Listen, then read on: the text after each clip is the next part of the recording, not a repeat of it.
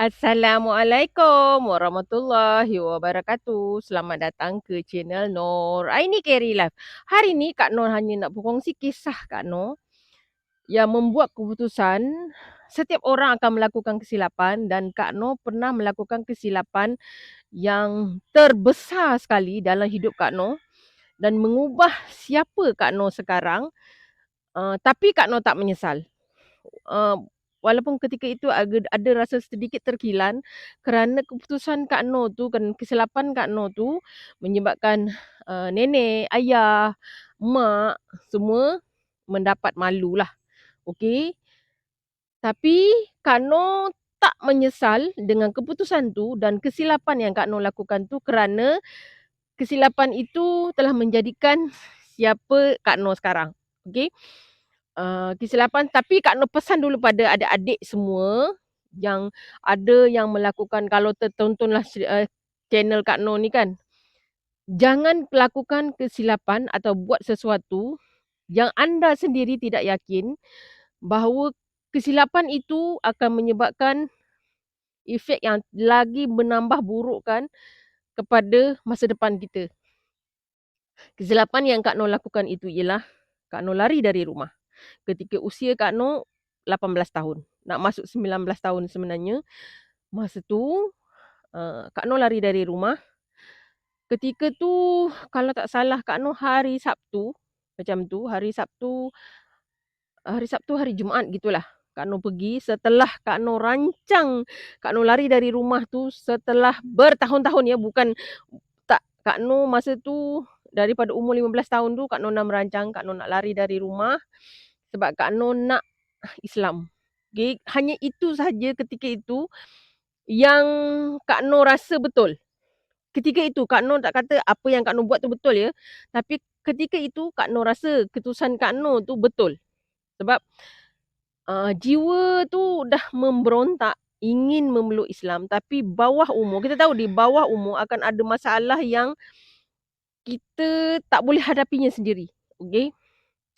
Bila Kak Noh ambil keputusan, Kak Noh lari dari rumah, Kak Noh simpan duit. Masa tu duit Kak Noh dalam RM15 macam tu. Kak Noh bawa beberapa helai baju. Ketika itu memang Kak Noh dah rancang. Sebab kita rancang bertahun-tahun kan kita tahu. Oh, kita sebelum tahu, kita tahu jalan tu nak ke mana dulu. Bayangkan Pulau Keri tu ketika itu untuk keluar memakan masa yang lama naik kenderaan. Apalagi kalau jalan kaki. Kak Noh keluar dari kampung tu jalan kaki.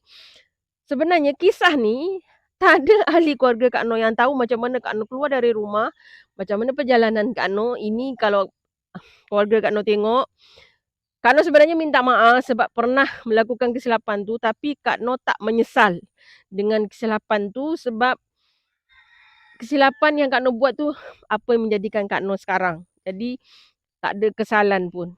Cuma Kak Noh minta maaf sebab mereka bertahun jugalah rasa malu kan. Cuma Kak Noh buktikan kepada keluarga yang Kak Noh lari dari kampung bukan menambah beban mereka ataupun rasa malu mereka. Ada orang lari dari kampung, tiba-tiba bawa perut kan, suami entah ke mana, bawa anak tanpa status ataupun lebih terjebak dengan benda-benda lain pula. Nauzubillah kawan-kawan. Sebabnya Kak Noh niat asal lari dari kampung tu sebab memang nak Islam aja. Jadi Allah permudahkan perjalanan Kak Noh. Kak Noh cerita pada hari Kak Noh pergi tu, Kak Noh tinggalkan surat dekat pakcik, Kak Noh tinggalkan kaset suara kat Kak Noh.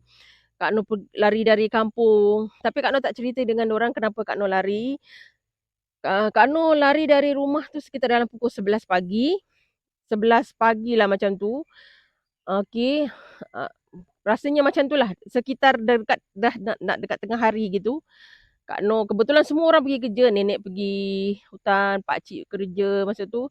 Kak Noh bawa bekal satu beg sandang, satu botol air. Ketika itu Kak Noh demam. Kak Noh dah 2 hari demam masa tu. Tapi memang dah nekat nak pergi dengan duit berbekalkan RM15.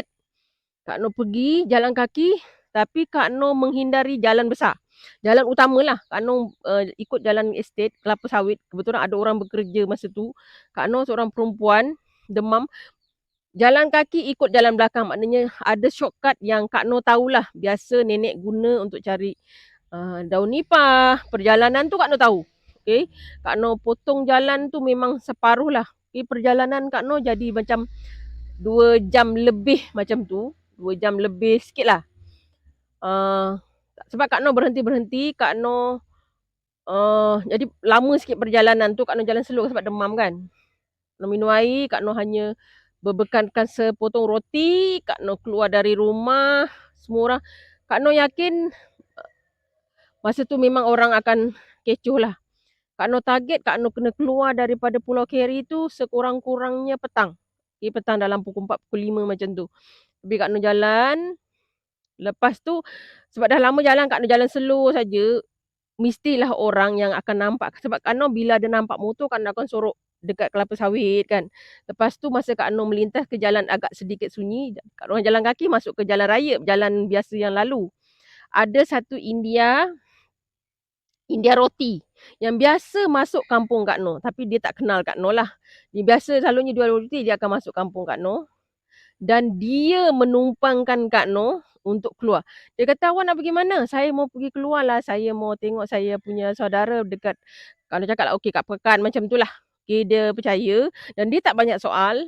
Dia terus suruh dia kata, "Naik lah, you jalan kaki sini jauh lah," katanya. Kak Noh naik motor dia, sampai dekat luar. Dia tanya jugalah, "You jalan sorang-sorang tak ada takut?" "Lah apa mau takut?" saya kata. "Tak ada orang jahat lah," saya kata. "Mana tahu saya jahat kah?" Dia kata. "You saya kenal awak, mana awak mau jahat ke saya?" Sebab Kak Noh memang kenal, sebab selalu Kak Noh beli roti dengan dia. Tapi cuma dia tak kenal Kak Noh. Sampai dekat Pekan tu ditinggalkan, dia kata, "You betul-betul lah sini ah?" Dia kata, "Iyalah saya mau naik bas dan saya mau pergi Pekan," saya kata. Dia bila Kak Noh cakap macam tu, dia kata, "Okeylah, you bye-bye ah." Ini atas macam tu, terus Kak Noh dulu naik, masa tu Kak Noh naik bas, tiket lebih kurang masa tu 50 sen macam tu lah, 50 sen. Jadi Kak Noh pergi, tujuan Kak Noh tu, masa tu Kak Noh dah kenal satu Cina salon yang pernah offer Kak Noh kerja, Kak Noh terus pergi dekat dia. Kak Noh pergi terus dekat dia, eee, Kak Noh pergi kat dia tu dekat-dekat dah dekat pukul 6. Kak Noh kata, "Ada kerja kosong lagi tak?" Sebagai girl shampoo kan, shampoo girl kan, cucuk bersih-bersihkan kedai gitulah. Dia kata, "Petang-petang macam ni you cari kerja kah?" Saya cakap, "Tolonglah saya dari kampung lah," saya kata, "saya mau cari kerja." Lepas tu dikesiankan Kak Noh agaknya, jadi dia bagilah kerja kat Kak Noh. Kak Noh kerjalah dekat situ. Bayangkan Kak Noh daripada orang kampung yang agak selikih tu, memang selikih lah, Kak Noh bukannya pembersih apa, kemas sangat kan, pakai setakat ikat rambut, pakai seluar, pakai agak sedikit tomboy sebenarnya. Jadi bagi kerja dan di situlah toke Kak Noh tu, toke Cina tu, ubah penampilan Kak Noh daripada yang selekeh-selekeh tu, dia bersihkan rambut, Kak Noh punya kuku semua ni dia jaga, manicure, pedicure semua kan. Bagi kuku tu panjang dalam 2 minggu jugalah kuku tu nak bagi panjang, supaya Kak Noh boleh, membasuh rambut orang kan yang datang. Ramai jugalah Kak Noh, lama-lama dalam seminggu, 2 minggu macam tu Kak Noh dah mahir, dah buat kerja Kak Noh tahu dah apa yang perlu dibuat pagi sampai tengah hari kan. Ataupun Kak Noh tarik, pelanggan nak cuci muka, yang itu bonus, itu kita dapat cash. Kalau kita dapat cakap dekat pelanggan tu, "Nak cuci muka tak? Saya cucikan." Nanti adalah, itu duit cash ya, dia bagi cash. RM2, masa tu RM2 banyak kan kawan. Tahun 1990. Banyak tu, RM2. Kalau seorang. Kalau satu hari kita dapat 10 orang, dapat RM20, RM20 dah banyak. Sementara kita tunggu gaji kita kan. Begitulah proses Kak Noh untuk bekerja, sehinggalah Kak Noh berjumpa dengan adik angkat dan Kak Noh Islam. Dan itulah yang kawan-kawan nampak sekarang, okey.